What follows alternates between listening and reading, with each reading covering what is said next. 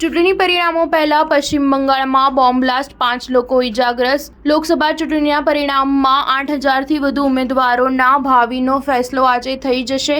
મતગણતરી પહેલા પશ્ચિમ બંગાળના દક્ષિણ 24 પરગણાના જાદવપુરના ભાંગુડ, બ્લોક 2ના ઉત્તર કાશીપુરના ચલતાબેરિયામાં બોમ્બ બ્લાસ્ટ થયો હતો, જેમાં 5 લોકો ગંભીર રીતે ઘાયલ થયા છે. વિસ્ફોટમાં ઘાયલ થયેલા લોકોમાં આઈએસએફ પંચાયતના એક નેતા પણ સામેલ છે.